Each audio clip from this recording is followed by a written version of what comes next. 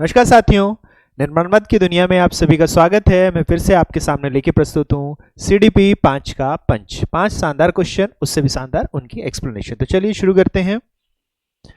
In inclusive pedagogy computer is used. समावेशी शिक्षा शास्त्र में कंप्यूटर का उपयोग किया जाता है। तो कंप्यूटर के उपयोग को हम किस लिए करेंगे?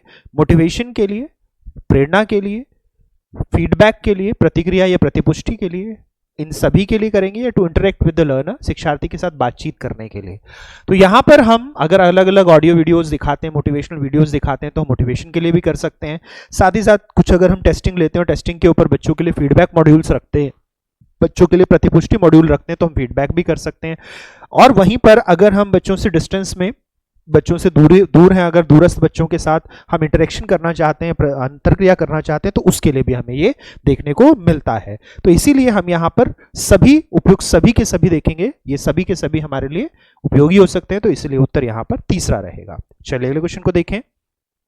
Which of the following is not associated with chunking? निम्नलिखित में से कौन सी चंकिंग से संबंधित नहीं है? अब अगर हम यहां पर देखें कि हम चंकिंग को लेके चल रहे हैं, चंकिंग से संबंध नहीं है पूछा गया है, नॉट पूछा गया है। अब अगर हम देखें तो मिलर इसके ऊपर बात करते हैं कि हमें चंकिंग करनी है। मिलर इसके ऊपर बात करते हैं कि 7 का समूह होना चाहिए, और मिलर इसके ऊपर बात करते हैं कि चंकिंग जो हम एक साथ लेंगे वो चंकिंग हमारी किस स्वरूप में होगी? वो चंकिंग हमारे पास मीनिंग के स्वरूप में दिखेगी। तो जो एक चीज नहीं है वो है लॉन्ग टर्म मेमोरी, क्योंकि चंकिंग हमें शॉर्ट टर्म मेमोरी में फायदा देती है। जो हमारे पास हमारी अल्पकालिक स्मृति होती है, अल्पकालिक स्मृति में हमें चंकिंग फायदा देता है। और मिलर ने हमें इसके लिए 7 + -2 का फॉर्मूला दिया। वो कहते हैं कि 7 का ग्रुप करके हम चंकिंग कहते हैं, 7 का समूह बना के, जिसमें +-2 रेंज देखने को मिलती है, जो चंकिंग में हमें हेल्प करती है। इसीलिए अगर हमें यहां पर एक उत्तर लगाना होगा तो उत्तर हमें कौन सा देखने को मिलेगा? चौथा, जो कि हमारा चंकिंग से रिलेटेड नहीं है। चलिए अगले क्वेश्चन को देखें। उत्तर यहां चौथा है। Which of the following is not a product of learning? निम्नलिखित में से कौन सा अधिगम का एक परिणाम नहीं है? फिर से नॉट पूछा गया है, नॉट अ प्रोडक्ट किसका? लर्निंग का, अधिगम का परिणाम नहीं है। अब अगर मुझे अधिगम का परिणाम देखना है कि कौन सा इनमें से अधिगम का परिणाम नहीं है, तो ये हमें देखने को मिलता है नॉलेज, यानी knowledge is a product. Physical structure हमें देखने को मिलेगा, भौतिक संरचना ये भी रहता है, स्किल कौशल भी रहेगा। तो ये तीनों ही हमारे पास हैं। मैच्योरेशन, परिपक्वता, अधिगम का परिणाम हमें देखने को नहीं मिलता। तो यहां पर हम देखेंगे क्या? तो यहां पर फिर से अगर हमें उत्तर देखना हो तो उत्तर हमें क्या देखने को मिलेगा? मैच्योरेशन देखने को मिलेगा, परिपक्वता देखने को मिलेगा, जो कि हमारे पास प्रोडक्ट ऑफ लर्निंग नहीं है, अधिगम का परिणाम नहीं है हमारे पास। चलिए नेक्स्ट क्वेश्चन को देखें। Which of the following points is not consistent with the John Dewey's approach? निम्नलिखित में से कौन सा बिंदु जॉन डुई के दृष्टिकोण के अनुरूप नहीं है? यहां पर अगर हम देखें तो जॉन डीवी बात करते हैं कि child is an active learner, not a passive observer. तो ये हमें फिर से देखने को मिलता है। फिर से यहां पर अनुसार नहीं है पूछा गया है, not consistent with the John Dewey. John Dewey के अनुसार हमारे पास नहीं है। तो बच्चा सक्रिय, जॉन डीवी इसके ऊपर बात करते हैं, एक्टिव लर्नर है, बात करते हैं।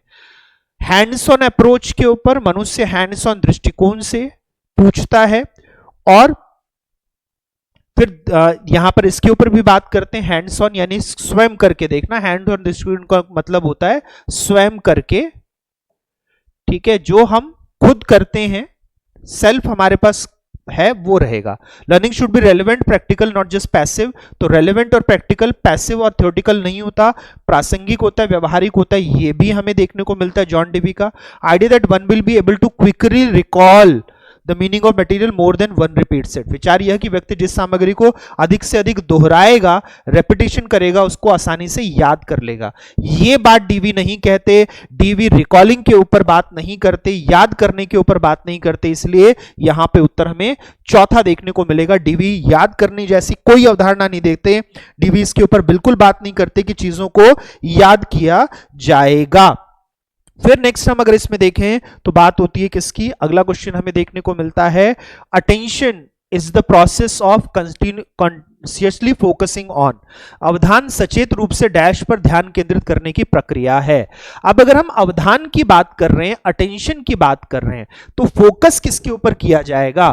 तो यहां पर जब भी हमारा कोई हम देखेंगे अटेंशन होता है, तो अटेंशन जिसके ऊपर दिया जाता है उसी को कहा जाता है क्या? स्टिमुलस। उद्दीपक का काम ही है, उद्दीपक का काम ही होता है क्या? अटेंशन सीक करना, अवधान को खींचना। जो उद्दीपक होगा वो अवधान खींचेगा, तभी उससे हम व्यवहार जोड़ पाएंगे, तभी उससे हम रिस्पांस को जोड़ पाते हैं, और इसीलिए उद्दीपक काम ही करता है ध्यान खींचने का। तो उत्तर यहां हमें दूसरा देखने को मिलता है। तो साथियों, ये थे आज के 5 क्वेश्चन। मैं उम्मीद करता हूं कि आपको पांचों क्वेश्चन से जुड़ी अवधारणाएं बहुत बेहतर तरीके से समझ में आई होंगी, और बहुत सी नई चीजें भी सीखी होंगी आपने, और कुछ चीजें रिवाइज भी करी होंगी आपने। तो इसी तरह के वीडियो देखने के लिए हमारे चैनल को अगर अभी तक आपने सब्सक्राइब नहीं किया है तो सब्सक्राइब करें। निर्माणवाद का प्रचार और प्रसार करने के लिए वीडियो को अधिक से अधिक शेयर करें। जितने साथी इस वीडियो को देख रहे थे, आप सभी का धन्यवाद। नेक्स्ट वीडियो में फिर मिलेंगे साथियों। नमस्कार।